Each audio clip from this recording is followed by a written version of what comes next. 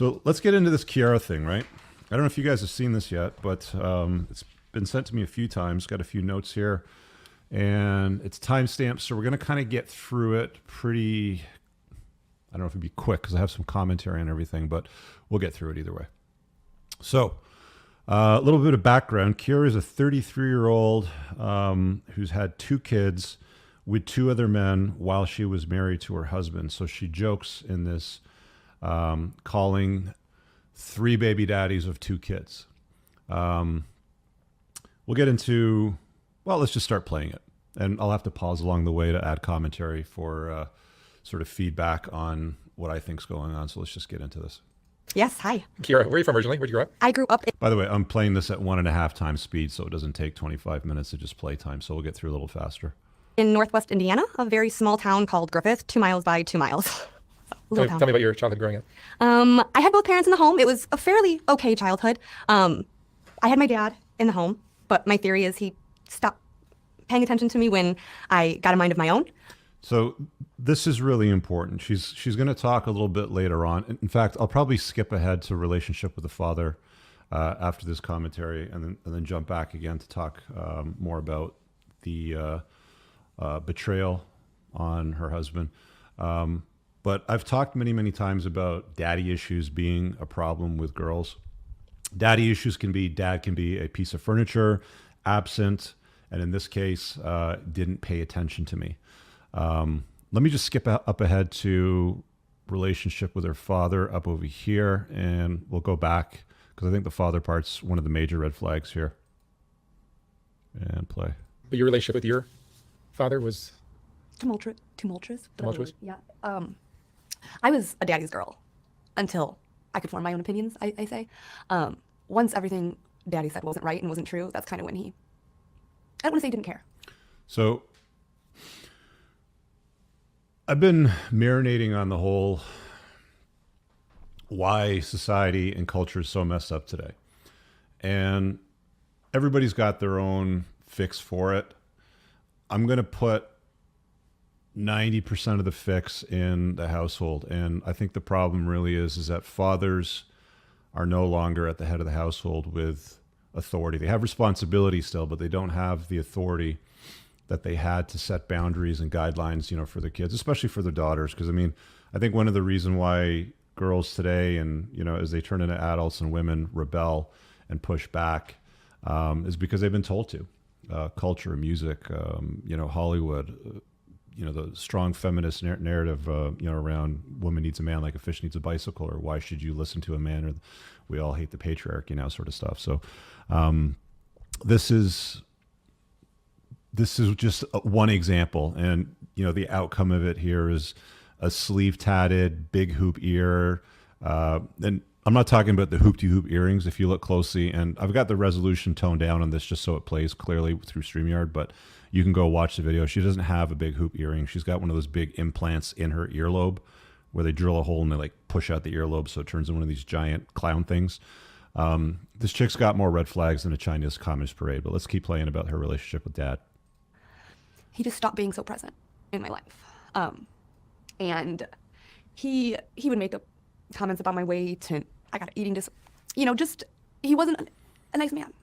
Now, you're going to hear her say, he wasn't a nice man. He wasn't a kind man. He was mean to me. You're going to hear her say this a lot through this entire video about different men in her life. And I know that's where I get wanting kindness so bad. He was never a nice man. But now he's older. And I gave him the boy he always wanted, so he's kinder. But I still can't cry in front of him. Tears are a big trigger for him. And now tears are a trigger for me when my kids cry, even though I cry every day. When my kids cry, I lose it. I just can't. Okay, we can go back now because all she does is talks about crying over here. The next timestamp I had was her childhood at about 55 seconds. So let's go around here and we'll play this bit. The roughest part of my childhood was probably watching my parents get into some legal trouble when I was very young. I didn't even find out what they did until I was 15 or 16, but the house got raided and I watched my parents get taken away. So What were they doing? they were drug dealers. So, but Watch her body language and her mannerisms, the way that she moves and the behavior. And she's got a weird eye twitch, which I hope you can see with the resolution, the way that it's set. If not, again, I'll break it down. But in her youth, parents were drug dealers. I mean, if you meet a girl in your 20s and you start dating and you start having the conversation, as you should, tell me about your relationship with your parents. You can use that language. You can just say, hey, what was it like growing up in your household? And just shut up and listen. Use your ears and your mouth in the ratio that they were given to you. Close your mouth, open your ears, and just let her talk. You'll probably find that she will sing like a canary. Women like talking about stuff.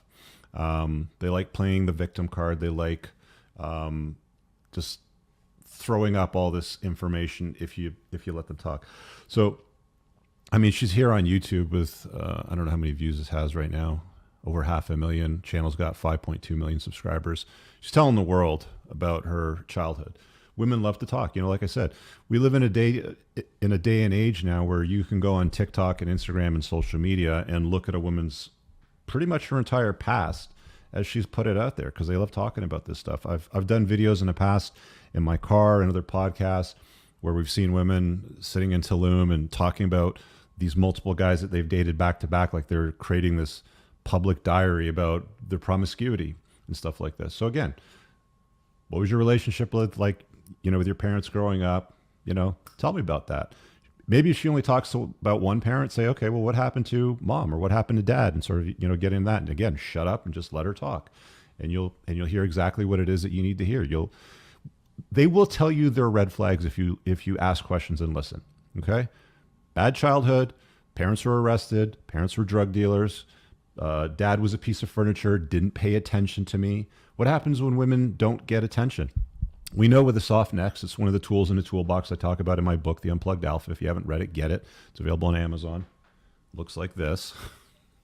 I know I have to keep doing this every show. They seek attention. Attention is the currency in the realm of girl world. When women behave badly, we talk about using a soft next, which is just removing your attention. They've pushed into a boundary that you've set. You don't talk to them for a few days. You don't respond to their texts. You let them marinate on what they've done. And then you can come back and say, you know, do we have an understanding? You know, have you learned your lesson, basically? I am not going to tolerate insert behavior, sort of thing. So when you take away attention, women lose their shit. And it's why they come back with a soft next and they generally behave better and fall in line. When dad takes away attention from her, because I'm assuming she didn't listen because she's talking about rebelling when, you know, she got into her teen years and not probably following his guidelines and boundaries is what I'm going to assume is it generally breaks down to, then of course you're going to end up with a problematic woman as she becomes older. And again, these are things you can vet for, guys, if you ask questions, if you have these conversations. But everybody's clean and sober now and doing really well. Good. How far did you go in school? Oh, I graduated. I graduated from my local high school in Griffith. What kind of kid were you in high school? I was a good kid until I turned 16. And then I started smoking weed, skipping school, doing drugs, drinking. I actually got expelled December. She talks about everything here. Weed, drugs, getting in car accidents while stoned, getting arrested for trafficking Xanax and so on and so forth. She doesn't talk about sex. Again, women are very, very secretive about their notch count. I think it's one of the few areas that they don't generally overtly talk about, but it's something that you can calculate by watching their behavior and, you know, what they do with their years, of course, but pay attention. I really hope you guys enjoyed that clip. If you want to watch the full-length podcast, you can find that over here, that clip's from. If you're newer to the channel, make sure you hit subscribe over here, and pin down below in the top comment, you'll find a bunch of useful links to my website, my supplement line, books, and a bunch of other stuff. Have an amazing day. Peace out.